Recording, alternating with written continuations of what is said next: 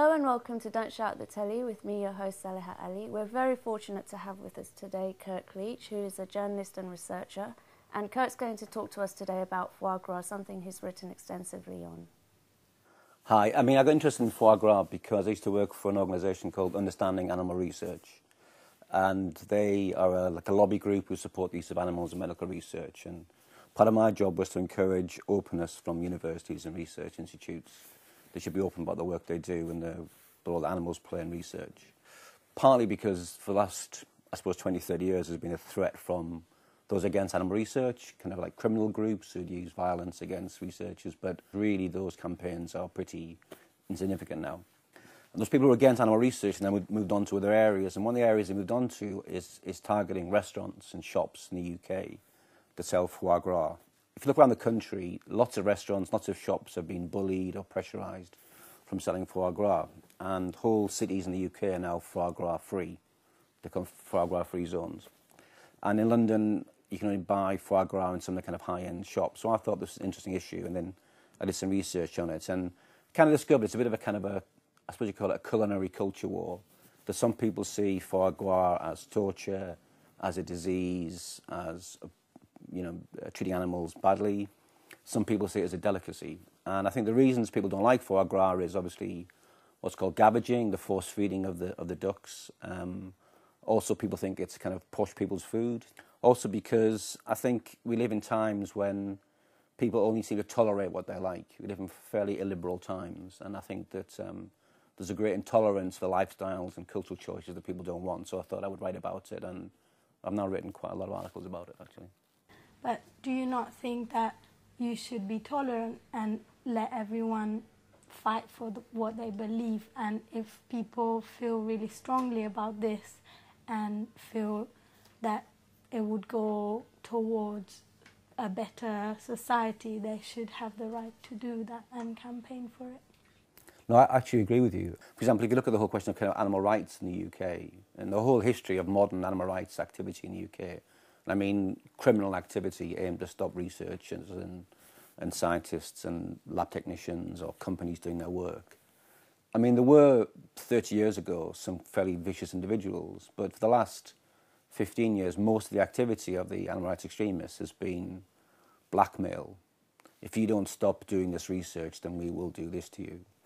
And obviously it's breaking the law. But most of the activity actually is like legal campaigning and protesting. And I've got nothing at all against that. If somebody breaks the law, then obviously that's a crime, and therefore the government and the police deal with it.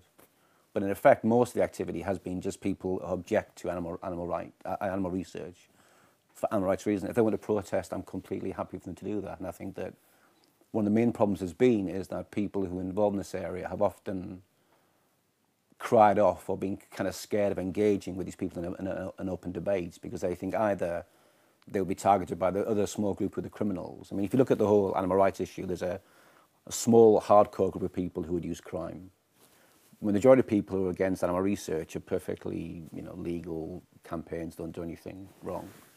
But people have used the excuse of the few criminals to avoid the debate. And my job with Understanding Animal Research was to say, look, there's nothing to be scared of. These people are a small, hardcore group of people. Your chance of being involved in any kind of crime is minimal. We should have a more open and rational debate about animal research, and we shouldn't use bans, we shouldn't use censorship, we shouldn't stop people from protesting, because that doesn't allow people to make up their own mind. I think people are rational individuals, and I think if we're given the information, the choices, people will make right choices, and hiding away from the argument is no way to do it. I'd like to know what you think about kind of the process in itself, because you said in some of your articles that you think that foie gras production is okay because the geese don't feel any pain because, of the lining of their throat. But what do you think about battery farming? Because that's kind of part and parcel of, foie gras production, and obviously they would feel pain if they're being farmed, in a battery farm. So what do you say about that? Well, I'm sure they would actually feel a pain. The thing is, if you look at the life of a duck, for example, for most of its life, in terms of foie gras, it lives a normal kind of life, 25 weeks or so of kind of like normal life. And then the last few weeks is force-fed, actually. And force feeding is a physiological thing. It's not a pathological thing. And what I mean by that is if they stop feeding the duck, the food, that it would go back to its normal size. So it's not like once you start this process, it's killing it. So basically it's overfeeding it. And if you look at the actual bird itself, the birds that are used for foie gras are a hybrid of two different types of ducks. One which used to migrate and now doesn't, but it still has that kind of like the internal anatomy which allows it to be force-fed. And the force feeding is a pretty natural process. And all you're effectively doing is mimicking a natural process. I mean, in terms of like battery hens, I'm not sure it's a similar comparison, actually. I mean, I think that some of the conditions for battery hens are pretty awful. But in reality, you know, when I was your age, the idea we could have chicken for dinner was like, my God. We couldn't have, most people I knew didn't have roast for dinner, didn't have chicken or beef or lamb. And the fact that most people now have access to meat is a fantastic achievement. I don't think it's a denigration. I think it should be an achievement. The fact that most people grow up now being able to have access to decent food and meat in this society. I mean, it's only 15, 20 years ago where having a chicken was like a big thing for the kind of community I come from, kind of working class community. So I think that those kind of things should be welcomed, not denigrated. That's not to say that I support just like, you know, chickens being treated like they're as pieces or whatever kind of thing. But I think that, you know, we live in a world where we should thank the ability of society to produce the food. In the past, we've seen it be like Christmas, getting a chicken. All I'm saying is that I think there's a certain kind of stigma around battery-produced food, which I think may be true in some instances, but it's not generally true. And also, if you look at foie gras production, one of the points that one of the main there's only 3 companies in the United States making foie gras. They were challenged once as to why their ducks aren't free range and don't kind of waddle around in fields and that kind of stuff, and why they're inside and there's like artificial sunlight. And then the point was, if you do that, then there's no need for antibiotics in the goose, because once it goes outside, there's more chance of it being contaminated, coming across diseases and that kind of thing. So actually, in a more kind of like clinical situation, they don't get pumped full of antibiotics, which is another kind of criticism people use of kind of battery chickens. You said it was a great thing that we've developed industrial techniques for breeding animals in order to feed the population. We've also developed industrial techniques to feed people on many other substances and foods. And I mean, the amount of waste that has led to of meat in particular now is phenomenal. And it is predicated upon industrial methods of farming, which is caged or not free range. If it was free range, it wouldn't be as readily available and the price would increase. Now, I think, I mean, so you're in a way making a value judgment there that these animals can be used for a particular purpose. And if it requires them to live in conditions that you said you kind of felt a bit of a problem with caged hens, but you're willing to accept that for a greater good, which at the moment is actually just wasteful. It's not the greater good, it's mass waste because we demand it. And but why is it wasteful? Because nobody's actually eating these animals. And also, like, I understand what you were saying about, like, the fact that you didn't have chicken maybe every day, and so you understand the availability of so much meat as a great thing. But do you not think there can be some kind of midway between having meat every day or not having meat ever, and the fact that this society is just how we want it to be? And if we want it to be all about meat production, it's going to be like that, but we could produce much less meat and treat animals better. And also about the geese, I was reading something written by a chef he's such a meat lover, and he would never say like, oh no, we shouldn't eat meat. And he agrees with the idea that it's stupid to point out foie gras as a particularly inhumane practice. But the problem is that 90% of foie gras, for example, in the UK, is comes from industrialized production, and that is just as bad as industrialized production for all other animals. So if you agree with this, then should want to broaden up the debate and really engage with production and not just say these people are wrong and leave it like that. Well, I don't say they're wrong. I just disagree with them. I think that foie gras production is industrial production. I mean, as I said, that for the reasons which are, stated by the people who do the foie gras, it's better to have them inside than outside. Number one. So therefore, I mean, from all the stuff I've seen, the geese don't particularly. I mean, the geese do not look uncomfortable. But what if all animals then had, like, you could say the same, then we could reduce the need for antibiotics for all animals in the world and have them all inside. Would that be good? Do you object to meat eating in principle, or do you object to... No. So what is it that you object to, actually? I object with, I guess, with your frustration with these particular activists, because I think, like, if they're fighting for one issue, but obviously they're informed by broader understanding of production and consumption, I would just let them go for it and just think about what I eat and whether it's ethical or not. I'm not frustrated by the anti-foie gras activists, if you like.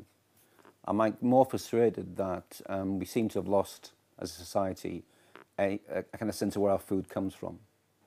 And, one of the problems, I think, is that most people think that meat comes from the fridge, or meat comes from Sainsbury's or Morrison's. We've kind of lost that kind of... We've kind of like become separated or disenchanted from where food comes from. I think it's important for people to understand where food comes from, and that, we're eating something which has been grown and has been killed. I mean, the meat arrives in a kind of packet, but it's got there through a kind of process. Number one, and number two, I think that that's important because I think the benefits of human production of food are something which we should. On the one hand, we spend too much time talking about because it's just food, actually. It's food, but it's something which has become obsessive for people. And I think that one of the reasons why the activists have been so successful is that people aren't prepared to stand up and say, okay, we think that this is something which should be supported. You mentioned earlier about how we've used the knowledge that we have about animals to know that what we're doing isn't unnatural, as you mentioned with the geese, who don't fly anymore, and they're used to kind of gorging on food, so when they're flying they don't have to stop and eat. But isn't it wrong to use that knowledge in a cruel way? Why is it cruel? Because, as people were saying, like, they're being put into small cages and they're being kind of they're being put in an unnatural habitat for what their species is used to. But if you look at the history of, say, farming, I mean, you look around, you see any dogs we have around today, or look at cows and sheep and goats or whatever kind of thing. Those things aren't what they were 1,000 years ago. So most of those have kind of been like bred by man. We're not talking about it. It's not like there's the natural world and there's us. I mean, our intervention in the natural world has shaped. I mean, all the dogs we see knocking around these days, most of those have been bred by us. Look at the different kind of like sheep breeds or cow breeds or pig breeds. Often they're bred for the specific parts of the world they live in. So I don't see it as being particularly cruel. And I think that what separates us from animals is our ability to shape nature for our own purposes. Now you can argue, which is a very common thing today, yes, it's always destructive, we do things badly kind of thing. And I would accept that, that often in the past and today, we do things which are pretty destructive, but I think there's a danger of saying it's cruel, and people say it's cruel because you're anthropomorphizing the creature. You're seeing yourself as that creature. You're not seeing what the creature is, and I think that loses the distinction between the duck and ourselves. I mean, does the duck really think it's cruel? You think it's cruel. Does the duck think it's cruel? That's different. Well, how do we know what the duck's thinking? Well, my guess is we don't see too many ducks marching for freedom. But the thing is, though, if they had the same choices and they had the same intelligence that we have, would they be marching to save us if we were getting gorged on? So say if they were the higher being and we weren't, would they be doing the same thing for us? Think of an ape. When there's a very common discussion these days when we look at monkeys and apes, there's a real tendency to look at the ape and think, you know, that was us, you know. And it's become a very, you know, either in kind of like literature or in popular discussion. Do you think the ape looks at you and thinks, that's what I've become? I'm not sure that point entirely follows. What do you want to go with this? Because it tells to me there's a difference between us and animals, even the higher animals. There's a real difference between ourselves and consciousness and our ability to shape nature for our own interests and develop culture and progress and themselves. Yeah, but this, I guess, the argument is precisely because we're different and we have ethical engagement and we can empathize and we can shape our society around what our values are and just choose.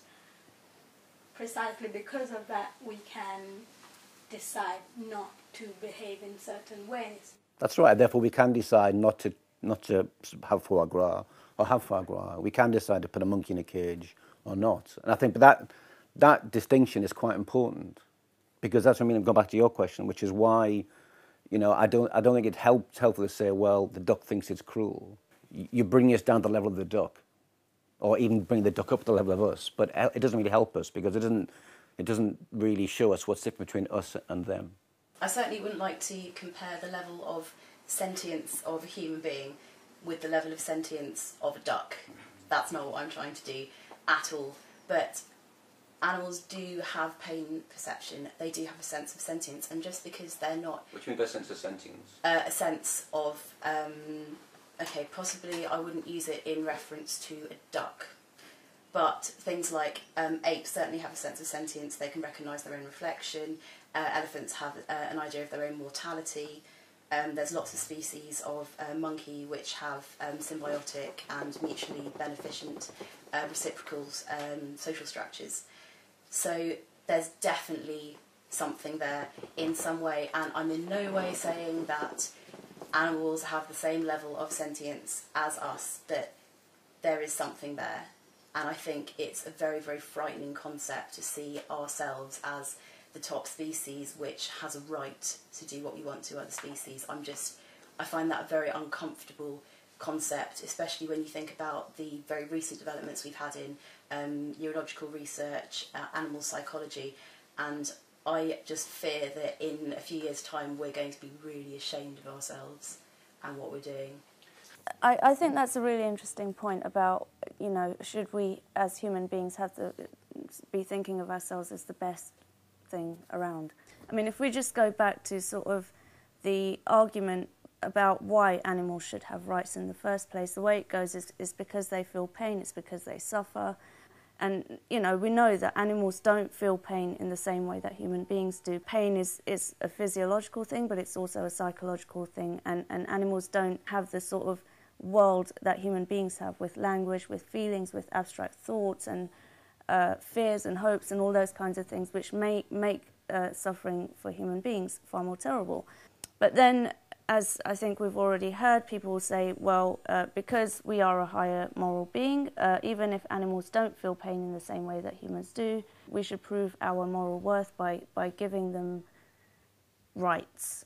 And I mean, I just think that's a very degrading way of looking at rights. Rights are, for me, are the result of autonomous individual action by human beings, people who are agents, demanding things, making choices, you know, believing and thinking something is right, something is wrong. I think this whole discussion about animal rights and foie gras and everything else is less about our relationship to other species and more about how we see, as human beings, our position in the world. So, which for the animal rights activists and campaigners, they have a very degraded view of human beings as destructive, as wasteful, as needlessly egotistical, when I think the thing we should be probably talking about when we talk about animal rights is what makes us as human beings special. But then to go back to the point about suffering, you say that animals don't suffer in the same way that humans do. They may not suffer as much as us or in the same way, but they're still suffering for themselves. So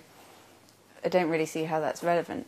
Also, the thing about, you know, us being morally higher, so you know, we're more intelligent and we're better, say, morally than other animals, and, you know, we've got all these extra things that they don't have, then I would just say, you know, hypothetically, if there were a more moral species than us, if there was, you know, a species that came and was, you know, cleverer and more ethical and everything on a much greater scale than we were, then would you think that as we are less intelligent or less moral than them, then, you know, they can do what they want to us? The logic of comparing ourselves to apes, even if one doesn't think like this, can only but bring us down to the level of creatures. And I think if one does that, which is a very kind of popular thing these days, what loses what's really special and beautiful and significant about humans is that, in one sense, we are the same as animals, but the difference is that we are part of nature, but also outside of nature. You know, if you compare, I mean, Marx, for example, made a great comparison between bees and architects. He made the point that if you look at a honeycomb, some of the kind of like the constructions of a honeycomb of a bee are absolutely beautiful and intricate, fantastic kind of creations. And you look at some of the buildings that we build, you know, you walk around Hackney, you think, my God, those are terrible buildings. How can humans create that kind of a living space? Why should we be putting that kind of a building? So, you know, the bee's honeycomb is more beautiful than some of the houses we live in. But the difference between the bee and ourselves is that the female architect had in her head, in her mind, a picture of what she's going to create before she did it. She knew, I'm going to create this terrible building. Or she knew, I'm going to create the gherkin, or I'm going to create this bridge. She had a picture in her mind, and she built it. You compare that to the bee, it's just instinctive. It does it again, it does it again. It doesn't particularly improve on it. It just does it again. And that's the distinction between ourselves and animals. I think that we have the right to eat whatever we want, regardless of whether it offends other people. But I want to look more at the who eats foie gras, because it sounds like it's an easy campaign to campaign against foie gras, which is normally unfamiliar, French-sounding food associated with rich people, whereas it's harder to campaign for example, feedlots, which is a feeding process used in other animals like chickens, sheep. So I want to focus more on that aspect of the campaign.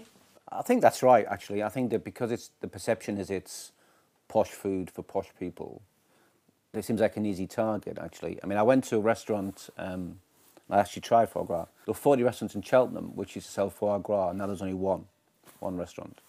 And it's called Almagnac, and it's owned by a French rugby star who plays for Gloucester. I was talking to him, and he was saying, you know, where I come from, this is like fish and chips, you know. My father made foie gras, my grandfather made foie gras, the farm to the left of us, the farm to the right of us, the farm to the south of us, everybody eats foie gras. So for him, you know, I mean, he's a big guy, so he's not intimidated by anybody, actually, so he's going to continue selling it. But he can't even understand the discussion. For him, it's like the most natural thing in the world. It's like having a cheese and onion sandwich or a crumpet in this country or something. So for him, it's completely an odd discussion, because he thinks, you know, we've been doing this for generations and generations. Why are people so intolerant in this country? And somebody said before, what does it taste like? I mean, if you have it cold, it's like the most delicious butter you can imagine. If it's hot, it's kind of like savoury and sweet. I mean, I hate liver and kidney. Can't taste it at all. It tastes too floury. But this is completely different. It like melts in your mouth, actually. I wouldn't eat a lot of it because you're going to get pretty big, actually. But it's absolutely fantastic. It's beautiful, actually. So do you think you would say it's a cultural variation? So in some certain areas, they see it as their basic diet, whereas in other areas they see it as a luxury. Do you think that difference is causing the controversy here? That's a good point. I think partly that's true, actually. As I said, in France and parts of Italy and Spain, foie gras is, it's not a cheap dish, but it's not like something completely unexpected on a menu. You would have it. Or go to Hungary, and Hungary it's the same. It's very much accepted. But in this country, partly because it's actually, the production of foie gras is banned in the UK. That's because of animal rights activists, actually. So you can sell it, but you can't make it in the UK. It comes tinged with this kind of like rich people's food. But in other parts of the world, it's completely, I wouldn't say mundane, because it's not exactly cheap, but it's not particularly rare. But lots of foods are like that. I mean, I've been writing some articles recently about shark fin soup, for example, which in parts of China and Hong Kong, Singapore and Thailand is seen to be, it's a kind of a rich food because it's had at weddings and celebrations. But again, for them, it's something they've eaten for hundreds and hundreds of years, and it's something. If you're Chinese, be able to have shark fin soup is the perception you have made it, because it's always been a rich person's food. So when people have shark fin soup, it's like, I'm now a wealthy person. But for lots of the people, it's the most objectionable thing in the world. So I think there is that kind of cultural differences, and the problem is that people, rather than say, okay, we live in a society of many kind of cultural differences, that's interesting, discussing it allows us to build up a kind of society we want to live in. People now think they want to outlaw those kind of practices, which I think is pretty banal, actually. So you think it all comes down to tolerance? I think it's different things, and part of it is that people don't want to accept what they see as cruelty. I mean, some people generally think, which I disagree with, that the production of foie gras is cruel. And even though it's something people have done for hundreds of years, people don't accept it and either want to legally or illegally stop people doing it. I mean, in West Yorkshire, a website was set up, I think about 6 months ago, and it named 3 restaurants in West Yorkshire that sold foie gras. And what happens is a restaurant sells it, and because it's a rich person's, it is in this country, I guess, still a fairly expensive dish. Probably a restaurant only makes, I don't know, maybe 2% of its takings come from foie gras in any 1 week. Most people don't have it all the time; they have it once a week or something. So maybe the takings are 3%. They get a phone call from somebody saying, "Look, we think you should stop selling foie gras. It's cruel. It's whatever."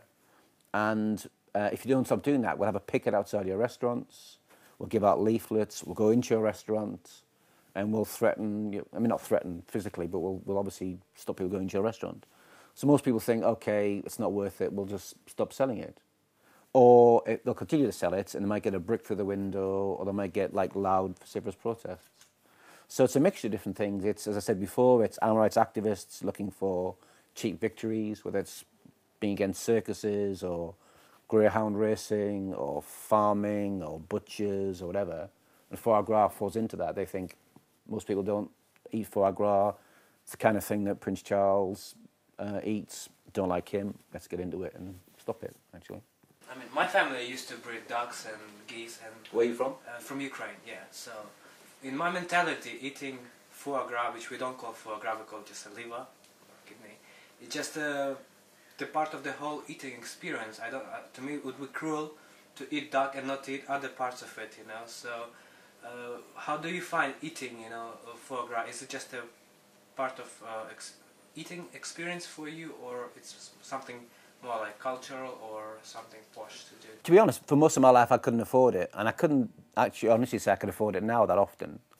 But I think the point you make is interesting, actually, and I think it helps to understand that how distant we've become from actually food production. My grandfather was a coal miner, and he had a small plot of land, and he used to grow like crops, leeks and whatever. But also they used to keep a sheep, and they'd grow the sheep till it was of a certain age, and then they would slaughter it, and they would use absolutely everything. It's a nice point you make, is that it would seem like a waste to throw away the liver, actually. Yeah. You spoke about foie gras as like a tradition which should be preserved, like as a part of our culture or some cultures. And I feel like I'm not sure until what extent this kind of cultural argument can go, because like there are so many hopeful things that have been part of our cultures, and fortunately we got rid of it. So yeah. Well, I think it's an interesting question. I mean, my argument isn't that we should preserve foie gras as some kind of like living museum or some testament to past practice, because I'm not in. I mean, I'm not interested in preserving something because they existed. I mean, if people want to preserve things, they're preserved. Often if people want to conserve things, they're conserved. My argument more is that this is something for me which the campaigns against foie gras reflects some things about society I think are problematic. And also I think it reflects a certain narrow intolerance we have these days for lifestyle choices we don't particularly like. And so people think things like what we eat are for fair game for campaigns. And I think that's a problem, actually. It's not, I think we should conserve it because it's always happened. There are lots of things. My grandfather was a 14-year-old miner, coal miner. We shouldn't preserve that practice of 14-year-old kids going down a coal mine. If now we're not wearing fur as much because we think it's not right, if we don't think people's races are scientifically objective but they're about culture, so if we believe that some social change happens when people fight for what they believe, then why can we not just put this foie gras campaign, rather than intolerance to lifestyle, just people fighting for their beliefs? It seems to me that the focus of your debate isn't actually foie gras, it could be anything. Foie gras doesn't really seem very integral to your point, which is that people should be able to choose to do what they want to do within the bounds of the law. So why have you chosen foie gras for the point of your debate? I wouldn't say just within the bounds of the law. I think that one of the problems about a kind of over-regulated society that we live in is increasingly things which in the past were deemed to be okay practice are now increasingly regulated. You know, even like having illegal dances and raves, whatever kind of thing, you now have to have permission and all that kind of stuff. There's a whole number of things I think are over-regulated, which they shouldn't be. So why foie gras? I mean, foie gras, I'm interested in it only because it seems like a difficult question, because most people think it's an abhorrent practice. So it's because it's deliberately controversial that you've chosen it? Yes, but also I think it highlights for me the fact that you have lots of kind of small family-run restaurants are being kind of bullied out of business by these activists. And also it's a way into a debate, which is that I think that as we discussed, one of the central arguments against foie gras is this perception that it's cruel to the animals. And I think that for me, that leads to a discussion about what it is to be human. And I think that, we forget, for example, that all the kind of fantastic medical research that's taken place has been based on animal testing, whether one likes it or not. I think that my issue with the fact that you've chosen foie gras is that it's just easy targeting of an already targeted group of society, which is animal rights activists, as opposed to people like me, who is not an animal rights activist. I don't even believe animals have rights. I believe that they have welfare issues. I don't believe you can have a right without a responsibility. But I do feel that possibly you're choosing a foie gras means that you have a very easy opposing force, which a lot of people dislike, because I agree with medical testing. I don't approve of animal rights activists. But this puts me in a very awkward position, and I know it's put a lot of other people in an awkward position because they agree with your point of being able to have personal choice. But this topic, I don't really know how. I think it might be quite counterproductive. I mean, what do you think there could have been something else you could have chosen? Or? Well, I'm not launching a campaign in favour of foie gras. Obviously, I've written a few articles about it. It's not going to be not my kind of lifestyle choice. Is to be. But if someone wants to pay me some money to, or give me some foie gras for the post, I'm more than happy to be an advocate of foie gras. But I think it's one issue of many, actually, where you could see that there is a problem these days where we have a tendency to continually denigrate what makes humans special, I think. And I think that the foie gras thing, as complicated as it might be to get to it, is just one issue amongst a number which shows how we've lost what it is to be human, and I think we've lost that degree of tolerance of activities we don't particularly like. I mean, that for me is it, actually. I mean, I don't think foie gras is the most important issue in the world. But it is surprising how once you begin to talk about foie gras, you quickly get onto a discussion where people think about, well, are we not the same as other animals? But then you mentioned, that we've lost our ability to tolerate other groups and what other people think and stuff. But do you not think that that's a bit altered by the fact that there is the cruelty and suffering issue? If it was, as you said, illegal dances or something where nobody's really badly affected and, nothing and nobody's hurt, then that's a little bit different to foie gras, where, you know, there's the cruelty issue. Isn't it about freedom of choice? If animal activists want to protest about it, they should be able to. If people want to eat it, they should be able to. It's freedom of choice. For example, I eat halal meat, which is seen as wrong to many people. But if you're stopping foie gras, what else are you stopping? No, but the thing is, what the problem is with the protests that people are doing with foie gras is they're blackmailing people. They're breaking laws that are set in society, and they're breaking those to try and change other people's opinions. Yes, you can try and change other people's opinions in a debate like this, but as soon as you break a law, then you're worse than the people who are making something that you see as morally wrong. Well, we have the right to protest, and something. No, but as soon as you go into a restaurant and say, "Oh no, if you can't." go into a restaurant, you're allowed to go into a restaurant and speak to people and say what you think about. But you're ruining people's income. But you can't intimidate people. But how does social change happen if people hadn't fought violently for black people's rights, for if you don't have like civil disobedience or But that's violence. This is making someone feel pressured. Not only, as he mentioned, like it's only a tiny group of people who are like violent, but most of it just goes through normal campaigning. And if you want to use like shocking images, that's not violence. If you want to say what you feel with strong words, that's not breaking the law. But throwing stones is not. But not everybody does that, though, do they? That's a very small proportion, I think. But I've thrown a stone. You know, I've broken the law. I've been involved in I've been arrested about 9 times, I think, for different things. You know, like being involved in fighting against racism, or fighting to get British troops out of Ireland, or fighting against the poll tax. You know, I'm not in favour of all laws. Actually, I think there are laws that deserve to be broken. And I think we live in a better world with less laws, actually. And I'm not against violence either. I just think that one was to make a judgment for ourselves, is it worth getting involved in a campaign and you're going to break the law or not? And some laws are worth breaking. Some lives are worth disturbing.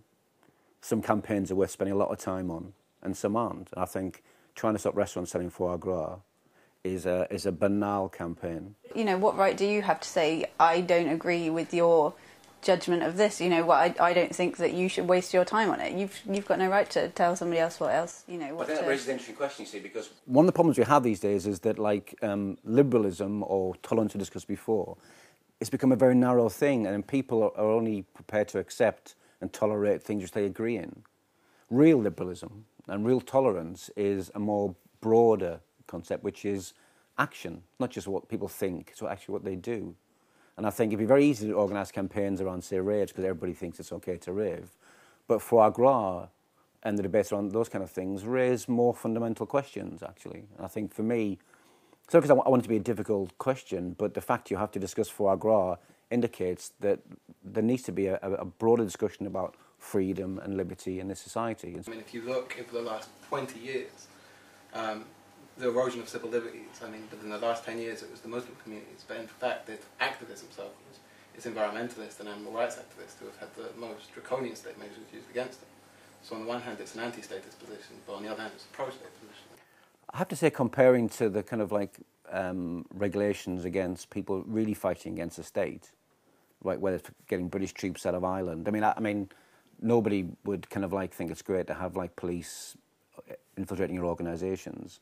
But if anybody was involved in real struggle for rights in this country for more than like 15 years, that was kind of common practice. Mm-hmm. So I think that what's happening now is unfortunate and shouldn't be supported.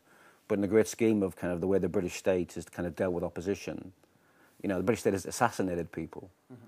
You know, the British state has banned people from moving around the country. You know, if you know, they say Northern Ireland is part of England, but they say, right, you couldn't come to England. Mm-hmm. So there's a long history of kind of like civil liberties. So what's happening now is not great, but it's small beer compared to the past. And the struggle for rights, I mean, whether we think the argument for animal rights is a salient one or even sensical is beyond the point. It's that these people consider that something that they should be doing, and they have the will and the drive to actually take action.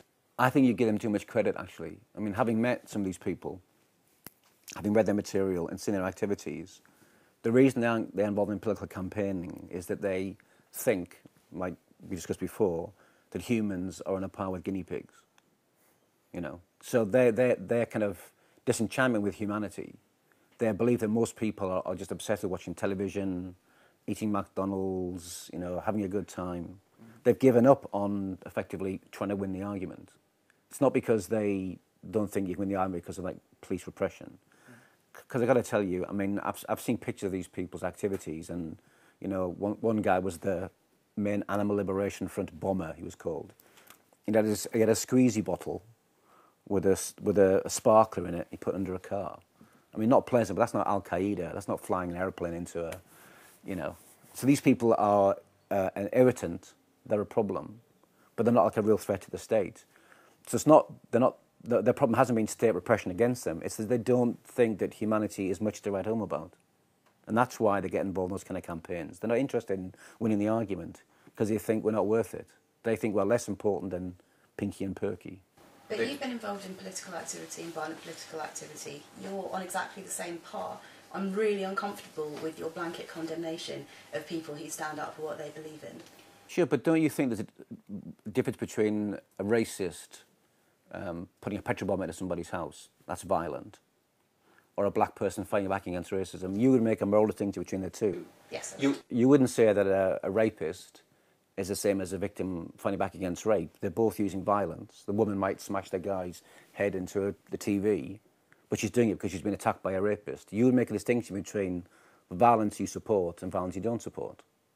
But I think society would make a distinction with that, and I think if you didn't, then you'd be a sociopath. Exactly, so do I. There are certain forms of political activity I support, and even using violence. There's some kind of protests I support, and some I don't support. It's not the activity, it's the politics, what it's about. That's for me the key thing. For me, it's more about someone calling on the state to regulate my lifestyle choices. I've never eaten foie gras, and despite Kirk's description, it doesn't actually sound delicious to me, right?